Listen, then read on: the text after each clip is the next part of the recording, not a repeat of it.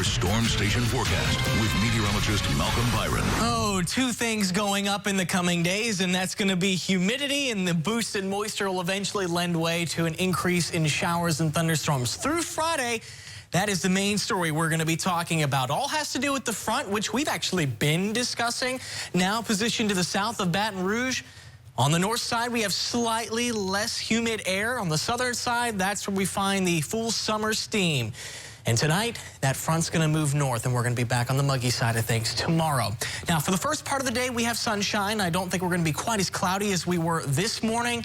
But by lunchtime, now that we have a little more humidity, we're popping the lid on the atmosphere. And we've got spotty showers and thunderstorms by lunchtime, lasting through the afternoon. Not all of you will see rain tomorrow, but we're talking hit or miss showers or storms. So one of those heavy downpours might be near your location, if not directly overhead, if you are one of the quote-unquote lucky spots. Won't even rule out an isolated shower storm moving into the evening hours.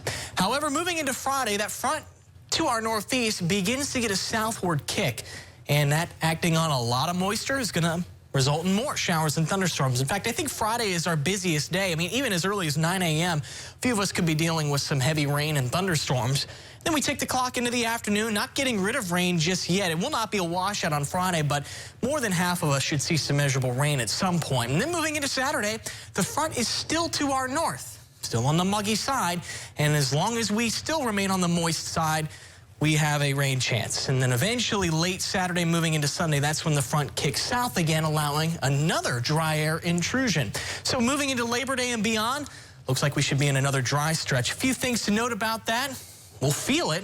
Another humidity drop similar to what we just experienced, but it might be slightly stronger, perhaps enough to get our overnight lows into the upper 60s next week. Highs, though, will be near 90 degrees. I mean, it's still late August, early September. Pretty easy to get that, especially if you have sunshine.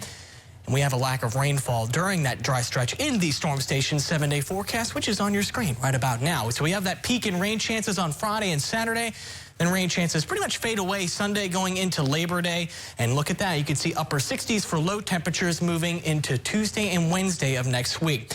Make sure you tune in tomorrow morning starting at 5 a.m. Meteorologist Balin Rogers is going to have some specifics on that Labor Day weekend forecast, maybe for traveling away to the beaches or to LSU and Southern away games.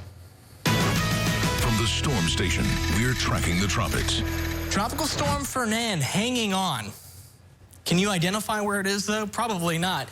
It's actually right there, and there's actually not a lot of thunderstorm activity with this. So, yeah, it's got peak winds at 50 miles per hour now, but Tropical Storm Fernand, it's not going to last too much longer. By tomorrow, it will be post-tropical. Unfortunately, no development is expected through the end of August, so we look onward to September, and right now there is no specific wave of concern.